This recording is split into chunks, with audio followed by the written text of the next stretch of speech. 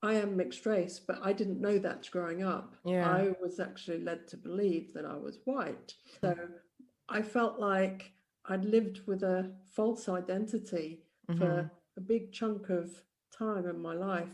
Mm-hmm. And it added to the complexity of the where are you from, because the dreaded TCK question, where are you from? Not only could I not say I'm from one particular place, I also couldn't say, well, my parents are from here, and so therefore, I've kind of got some relationship there Yeah. because of not having that biological connection to them.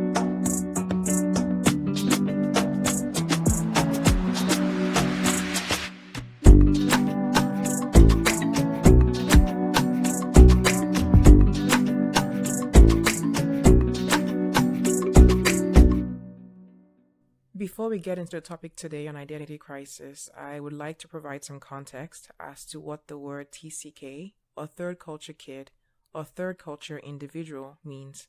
A third culture kid is someone that has lived the majority of their formative years in a country other than their parents. There's a lot of benefits to being a TCK, some of which include having an expanded worldview and being able to navigate different cultures due to a multicultural perspective. However, the downside is that a lot of TCKs struggle with the feeling of restlessness and confused loyalties with the idea of home. In other words, not feeling like they fully belong in any one nationality or culture. My guest today is Jen Mohindra, a TCK of Scottish and Indian descent. She was born in Edinburgh but grew up in Manchester, UK, Kenya, and Australia. Jen is no stranger to navigating an identity crisis.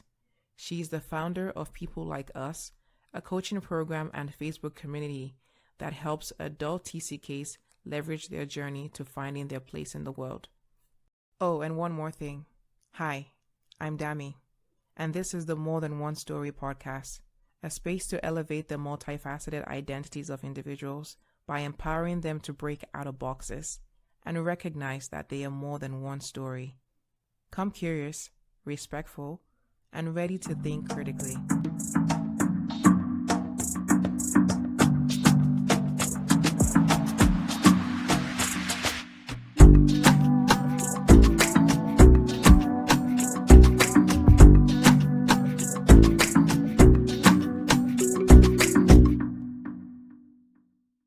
To start us off, I asked Jen to share a little bit about her background as a TCK and how that has defined what home means to her.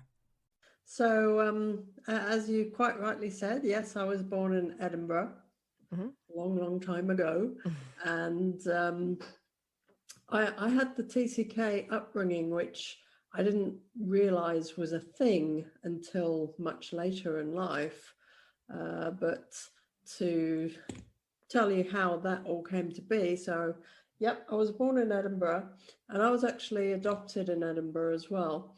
Mm-hmm. So, I was adopted at 7 months into a white English family. And they moved me and my new older brother, they had a child of their own already. So we moved to Melbourne when I was about one. And we lived there for about 3 years. And I have no recollection of Melbourne whatsoever. Um, and then after that, we moved back to the UK and I went to primary school just outside of Manchester in a place called Altrincham. And my memories there were of going to school, hanging out with the boys at school, just playing, being a little kid. Mm-hmm. And when I was 7, my parents decided that we were going to up and move again. And this time it was to go and live in Africa. And my father had got offered a couple of different places to go, and they chose Nairobi. So we ended up living in Kenya for 5.5 years, as it turned out.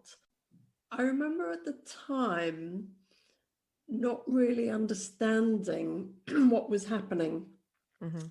My parents left my brother and I at primary school on the day that we were due to leave because it was easier, I think, just to have us out of the way Right. until it was time to head down to London to get to Heathrow Airport.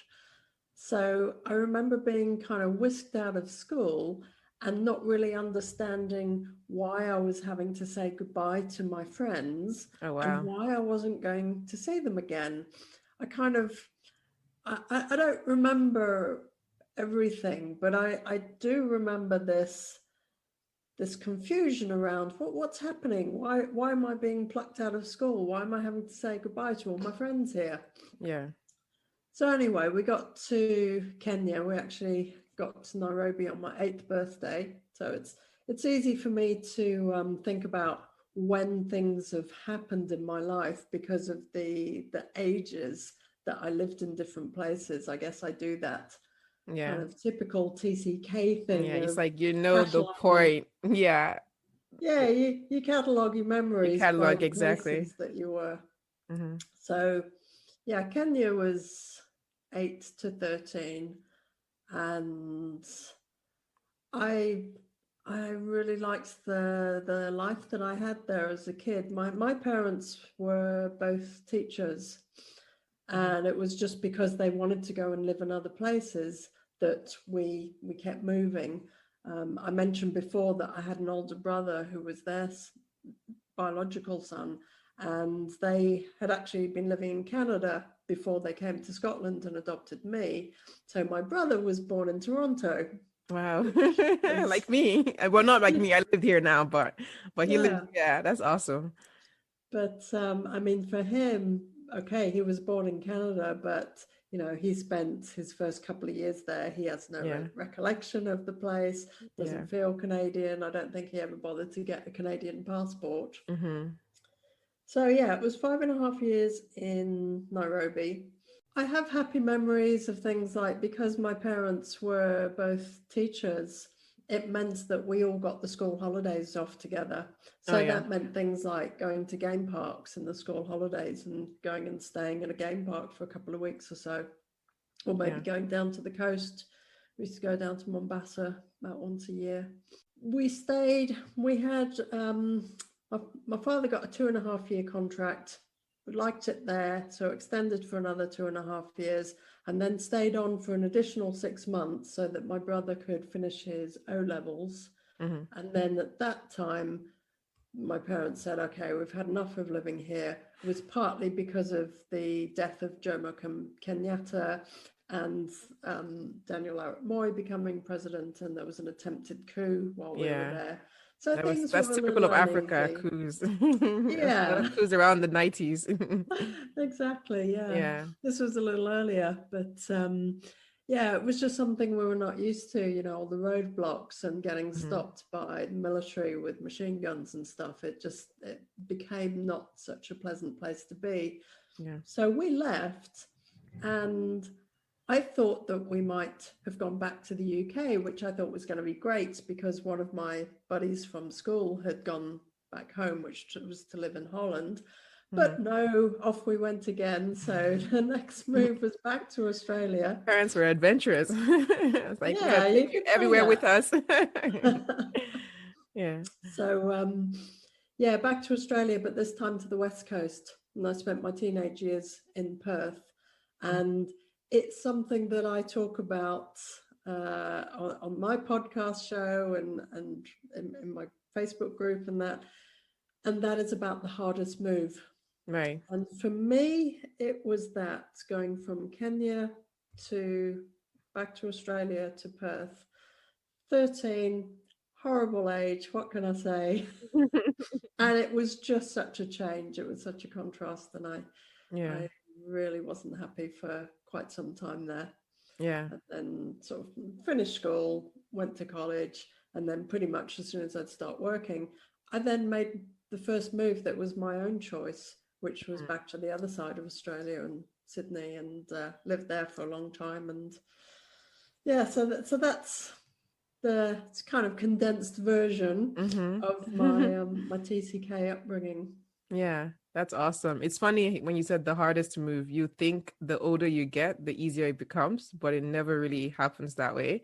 Because my hardest move was Boston, in the US to Canada at my mid 20s. Uh-huh. And I was thinking, oh, I've been doing it since I was a kid. Like I'm used to it. It's not a big deal. And I was fine the first 3 months, and then after 3 months, I just like it just hit me. Homesick. I was so angry. Everything was just upsetting. I'm like, I don't want to be here. I hate this place.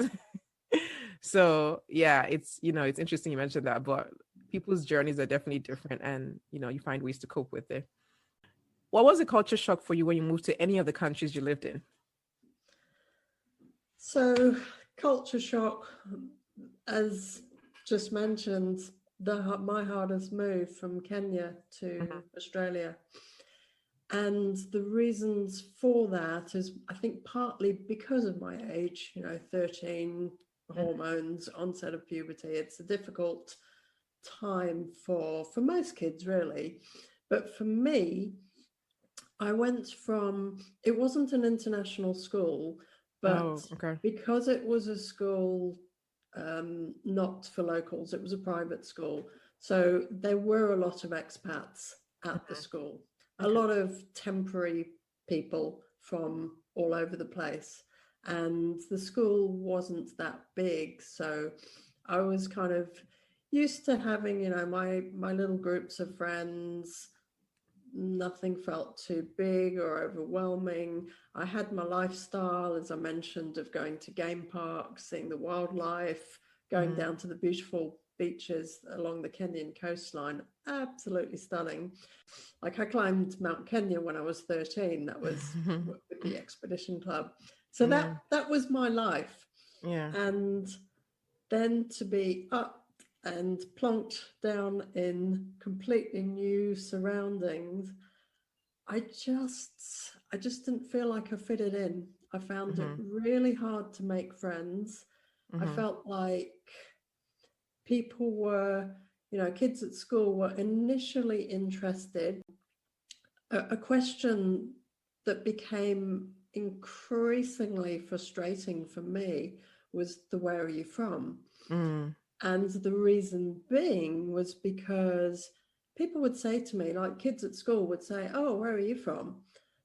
And I'd say, "Well, I didn't want to get into my whole sort of, well, I lived here and Everywhere. I lived there." Everywhere. So I'd just say, "Well, I was living in Nairobi before I came here." Yeah. And they'd kind of look at me with strangely and quizzical looks and say, "Nairobi, where's that?" And I'd say, "Well, Nairobi's in Kenya," thinking, "Oh my goodness, how can you not know?" And I'd say, "Well, Kenya's in East Africa." "Oh, you mean South Africa?" No. And it used to drive me nuts because, this was somewhere that I'd spent a massive chunk of my life. I had very fond memories of the place, and people had no idea and wanted to tell me it was something else. So there was that. And I had to change my lifestyle very, very quickly. As I said, I went from a life of game parks, smallish school, lots of international people at my school, and the beaches and stuff. And then in Perth, all the girls at school, it was all music, fashion, boys. And I wasn't up to date with music and fashion because it just wasn't really a thing in Kenya. You didn't Yeah. have, this was pre-internet. It's probably You didn't, education was a priority, right? yeah, you had other And stuff to be getting on other with. stuff, And yeah. because I didn't have those cultural references, so I very much felt like the weirdo, the outsider. Yeah. And so I kind of hung out with a small group of other sort of weirdo outsider types. That's not a bad thing necessarily. No, but it was tough at the time. Yeah, yeah. The school was much bigger than the one that I'd gone to in Nairobi, and so I was like the teacher's pet in my French class in Nairobi. And there was nothing like that in Perth. I Yeah. was just one of the masses. So the one you were mentioning about the Africa, I found that very interesting because when I moved to the US from the UK, I had the same situation, like just encountering people who always would assume things like, "Oh, do you guys, just walk with lions all the time?" Because there was always that assumption about life in Africa based on stereotypes on TV. And I find that one of my culture shocks also is the fact that people just don't know enough about Africa, or even just knowing countries in Africa. And yeah, it's sort of like this idea of like people just kind of live in a bubble in the West. At least, I mean, I can't speak for everybody. People who have traveled, there are people who have traveled, but not everyone is exposed like that to have more of an understanding of how the real world, the rest of the world, looks like. Yeah, and I think one of the things that I struggled with was that people, I felt, were making assumptions based on ignorance. They didn't know. That's fine. They haven't lived there. Wouldn't expect them to know everything. But, you know, they could have at least been a bit more curious rather than trying to tell me how it was. Yeah, exactly. It's like, I know better than you about your life. Can you tell me about some ways? I know you've mentioned a few of this, but if you can tell me one way that you have struggled with your identity as a result of all of this, and also how did you mitigate that? Identities. Very broad. I know it's. I know it's. No, it has a lot of meaning for me because, as I said, with being adopted, I had another dimension to my identity, Right. and one that you may not know about me is that, yes, I was adopted into a white family. And when I traced my biological family, I learnt that, yes, my mother was from Scotland and white Scottish, as I anticipated, but my father was Indian. My father was born in Delhi, in India. And so I am mixed race, but I didn't know that growing up. Yeah. I was actually led to believe that I was white. So I felt like I'd lived with a false identity for a big chunk of time in my life. It added to the complexity of the where are you from, you know, the dreaded TCK question, where are you from? Because not only could I not say I'm from one particular place, I also couldn't say, well, my parents are from here, and so therefore, you know, I've kind of got some relationship there because of not having that biological connection to them. It's like, well, I really struggled with that question. Because you don't really have a reference. Yeah. Yeah. So it was just really complicated. So in terms of how I've mitigated that,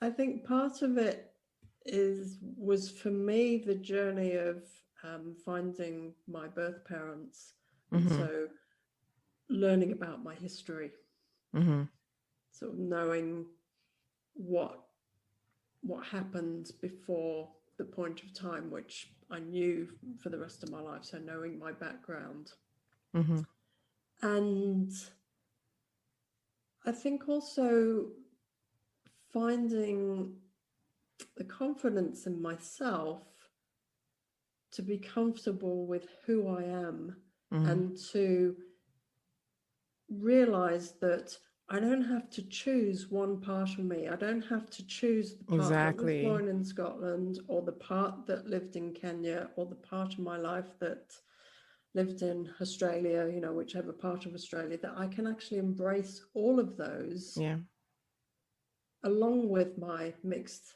ethnicity. And that's who I am. And I'm happy and proud. I love that. Yeah.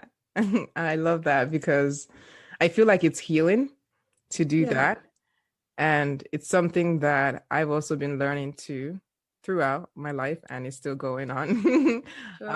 It's just, I am Western and I am Nigerian and I am a bit of all of these places, and I am everything. Like, people are not monoliths. They're multifaceted and they're more complex. Then we try to put them into this box and say, just identify as this, and that's it. But it's a concept that I've been exploring a lot in recent years. And I just feel like it's a conversation that needs to be had more often, because even if you are not a TCK, non-TCKs, just having intersectionality come into play, there's just a lot that makes a person a person. So That's Absolutely. The tricky thing is because society gets so obsessed with labels, and they want to be able to assign a label to you so that you exactly. can fit into their neat box. Exactly. And they're And comfortable. yeah, It's all about exactly. their comfort. Yes. It's like whether you're comfortable, I don't really care, but at least I'm comfortable. Yeah, and it can, if you're feeling uncertain about yourself, it can get easy to, get swept up with that and sort of take on board those labels that have been assigned to you, Exactly. even though it's not really yours, it might not really fit. And then you get self-doubt and, all this other stuff sort of creeping in, and it just Yeah. goes from there. Yeah, for sure. So actually off topic a bit from everything Hmm. you were talking about, I wanted to know if you could do it all over again, would you still choose to be a TCK? Absolutely. And I think That's awesome. I think that this is something that I speak with many TCKs. It's Yeah. I think we've all experienced struggles with our TCK-ness, if you like, at some point. But given the choice, would you trade it all in and be a monocultural person? No way. Because you experienced more. Yeah. Yeah, and there's beauty in that.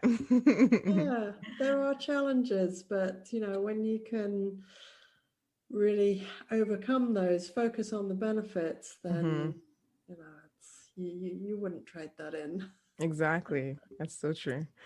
So what advice would you give to someone who is hesitant about moving abroad and leaving their place of comfort?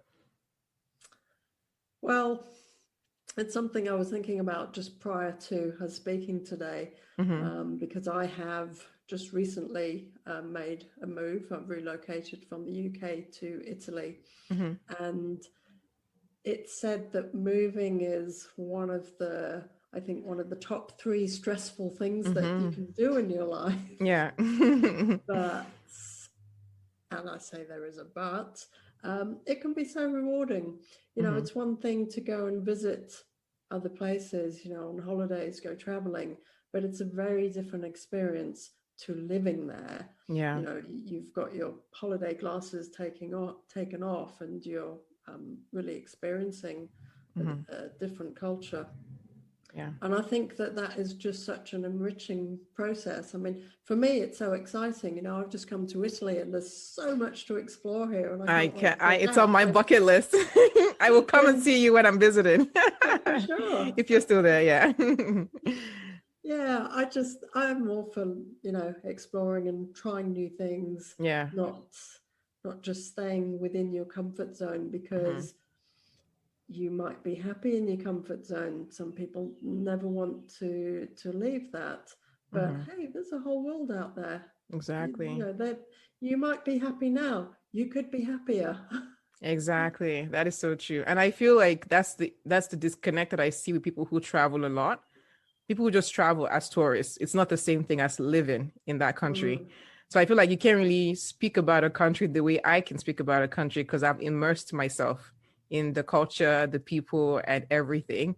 So I find that when we're talking about like empathy on a global scale and really understanding how people think and do things, if you haven't immersed yourself in that culture, it doesn't count as far as I'm concerned.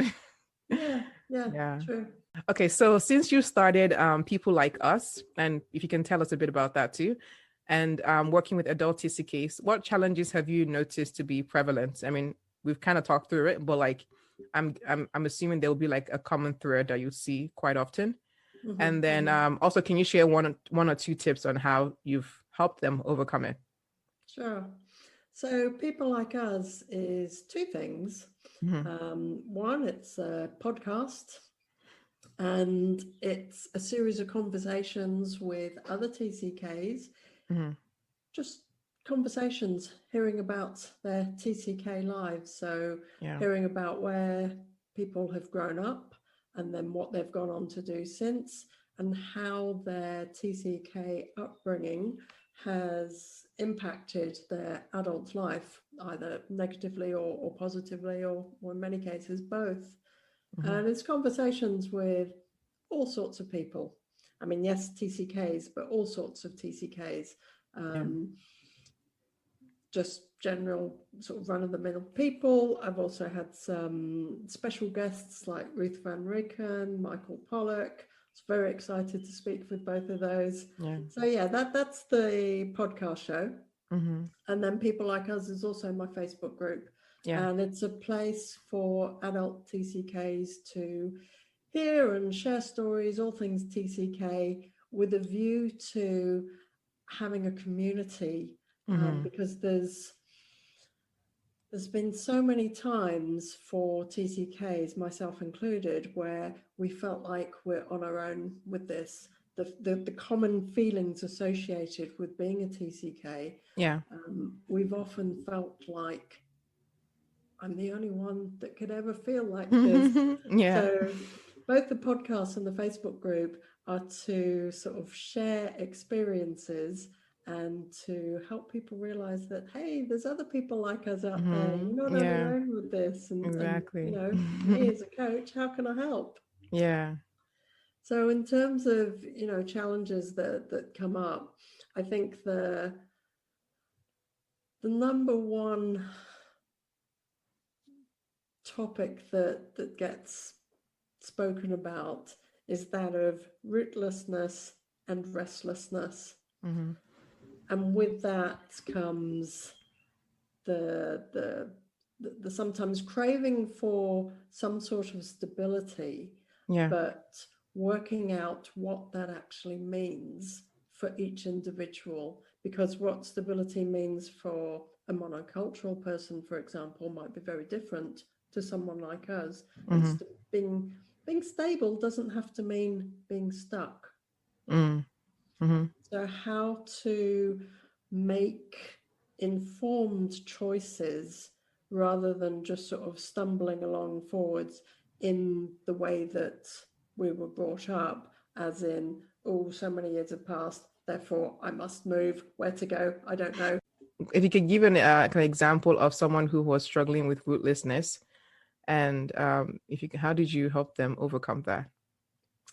Well, without giving sort of detailed specifics, what I would say, it's, you know, in terms of thinking about where to move next, or even if another move is going to be right for you, it's about being open to choices and having an awareness of the choices that are available to you, and to make those choices. So, for example, where to move next, have a think about what are the things that you want to have in a place that you're going to live. Think about the must-haves. Think about the wish list. All the things that are important to you that tie in with your values, that you want to have, that are going to make you happy to be living somewhere. And then we look at, okay, what's feasible? You sort of marry up those two and then look at what's possible. So things like, you know, do you need a visa to go and live there? Can you get there with your passport? Is it going to be the sort of right demographics, all that sort of stuff? It sounds really simple, but it's not. like, you know, if it was that simple, we'd all just do it, right? Yeah. Yeah. But part of it is breaking that pattern of, you know, that we've grown up with, of moving on, and then getting to the point of, well, if you do want to keep still moving on, that be an informed choice rather than, well, I'm just doing it because that's what I've always done. Yeah, this is interesting. So from what you're saying is, I never actually thought that it feels like it's a subconscious thing of I'm repeating a pattern without even knowing why I'm doing it, is what you're saying. Because I moved on my own after my parents stopped moving. So did I. But I've never actually stopped to think about, am I just doing it because I've been subconsciously programmed to move? But in my defense, my move was, I was moving for better opportunity. So I was moving because of my mom's job. She was a diplomat, so we moved a lot because of that. So they would move the entire family at once.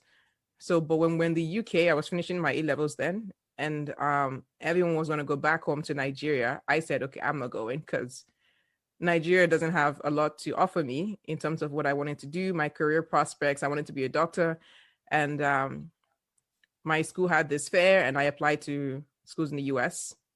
Just, let's see what the opportunities are, and they gave me scholarships. And my dad was like, "You're not going." I'm like, "Yeah, I'm going." So the entire family went back home, and I moved on my own to the US for school. Oh, I don't think you needed a defense. And I think that, Yeah. one of the advantages that we have is, I was speaking to someone recently on an episode I haven't published yet. Yeah. And because of our upbringing, we're brave and adventurous. That's it. And Yeah. that enables us to Exactly. make those moves. Yeah, that's actually true. Because I feel like once you've been primed to it at a young age over and over again, it's easier for us to do it. Because even when I moved to my undergrad, when I started university in the US, I got a gift package from a high schooler, and she was like, "I just wanted to tell you how brave you are to move here by yourself with no family." And I remember back then I looked at it, I was like, "What's so brave about this?" Because I didn't understand. So I was like, that's not a big deal to me. Like, okay, sure, if you think it's brave. But now in hindsight, when I look back and, thinking about my recent move to Canada, I get it. I'm like, yeah, that was really brave. But back then it was just like, I'm kind of used to this. So yeah. Yeah. And I think, it's fine to make the next move, next move. It's only if it starts getting unhealthy that you're just moving for the sake of moving, because that's what Exactly. you've always done. Yeah. And part of it is how to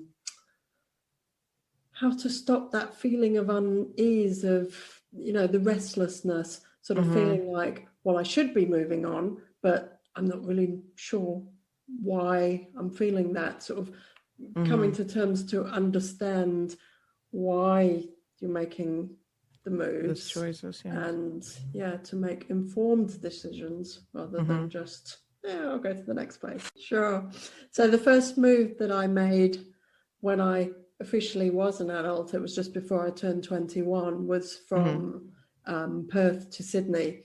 But it wasn't actually an intentional move, because my plan at the time was that I would go to Sydney for a holiday for a few weeks, and then I was going to buy myself a backpack and a Lonely Planet guide and get a one-way ticket to Europe and go exploring. Yeah. But, I fell in love with Sydney and ended up staying there for a long time. Yeah. So yes, I was an adult. Yes, it was my first intentional move, but I kind of fell into it a bit. Yeah. The next move I made was from Sydney to London in the UK. And that was a very deliberate move on my part. I felt like I'd done my time in Sydney. I'd spent a long time there. And then with the getting to know my birth parents, who were in the UK, I chose to leave Sydney and move to London. And that one felt quite brave to me, because for the first time in my life, I felt settled in Sydney. And I felt like I had a good network of friends. My career was going well. And really, there was no reason. There's no reason. Yeah. Yeah. No, I know. I know what you mean. But getting to know my family was a huge reason. That was a huge pull for me to go. And in the back of my mind, I thought, well, this is what I wanted to do all those years ago before I ended up staying in Sydney for so long, which was to head over to Europe. So it happened a little later than planned, but I got there in the end. So I have one final question for you. So what are, for our audience mostly, if you could share with them your top 3 survival tools that can help them navigate life abroad? Ooh, top 3 for life abroad. I think number 1 is to have an open and curious mind.